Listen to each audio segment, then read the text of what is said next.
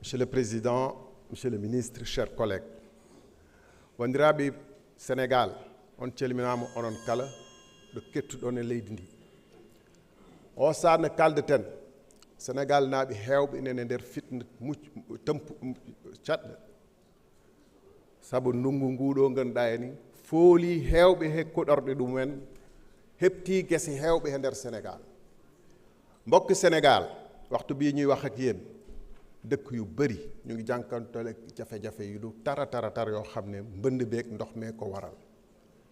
boo xoolee bu weesoo lu mel ni Touba nga xam ne gis nañu situation bi na mu fa demee, Thiès, Dakar, ku lim di nga bàyyi dëkk yu bëri, mais surtout localité yi nga xam ne ñoo gën a sori ci Sénégal, Kédougou, Bakel, feneen ak feneen ak feneen.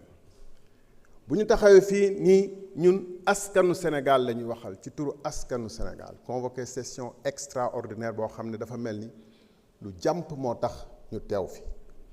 bu boobaa askan bi nga xam ne mu ngi yuuxu ci jàmmeel fële ci Matam nga xam ne loxo neen la ñu yor ak seeni xortu saaku taxaw di jéem a aar seeni dëkkuwaay ak seeni tool, wala ñi nga xam ne ñu ngi ci yeneen dëkk yu bari ci Sénégal comme Wuro Gélel fële ci Kabada nga xam ne bu tawee dox beeg dikk bi nit ñi tëju nañu. jàpp naa ni représentant askan yi bu ñu amee lu jàmp lu ñuy def ba di woote session extraordinaire waroon nañu dem fekki nit ñooñu càmbar gouvernement bi, parce que ni ministre de l'intérieur dem na fa, waaw naam dem na fa, demaat na fa, at bu ne mu dem fa, waaye ndax matuwaay yee ñu war a jël ngir que sénégalais yi bañ di xeex ak ndox mi ak loxo neen ak ay xortu saaku di fanaan guddeeg bëccëg. waxtu bii may wax ak yéen bu ñu ma newee pont wu Jàmmel fële ca Matam daanu na du ma ko weddi.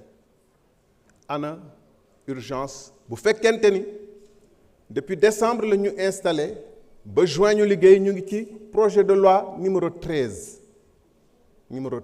Ça veut dire qu'on n'a pas beaucoup, en tout cas c'est pas le travail parlementaire qui nous a accablés au point que ñu convoqué session extraordinaire. ana urgence bi bu fekkee ni octobre mun nañ dellu ci projet de loi bi te askan bi nga xam ne ku ci nekk ci ñun bu taxawee fii ci turam lay wax.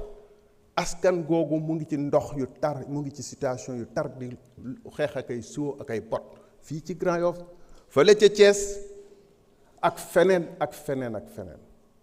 li ma ci yokk mooy monsieur le ministre, le projet de loi soumis à notre session extraordinaire comporte 20 amendements, 20,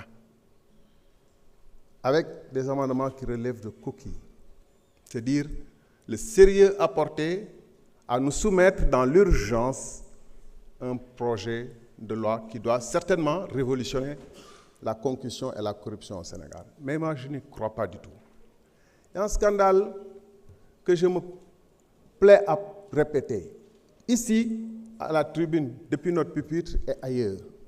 37 milliards de nos francs ont été volatilisés.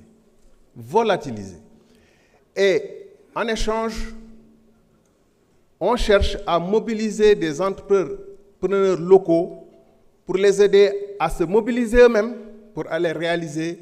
On chercherait, je vais investiguer davantage la question, on chercherait à mobiliser des entrepreneurs locaux qui ont cette capacité pour aller dans les 5 régions impactées par le projet, pour se substituer à l'Espagnol qui devait faire le travail.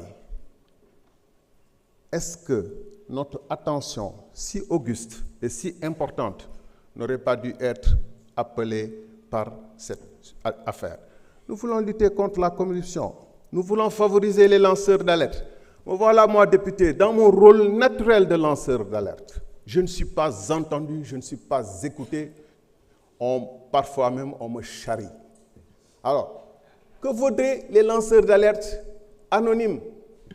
Et je peux vous dire, et on y reviendra aussi, à Sénum, des lanceurs d'alerte ont saisi le Premier ministre sur une question qui concerne la bonne gouvernance, sans suite.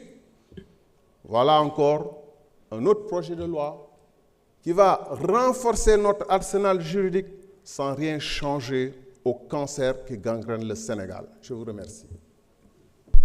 Merci beaucoup. La parole est à notre collègue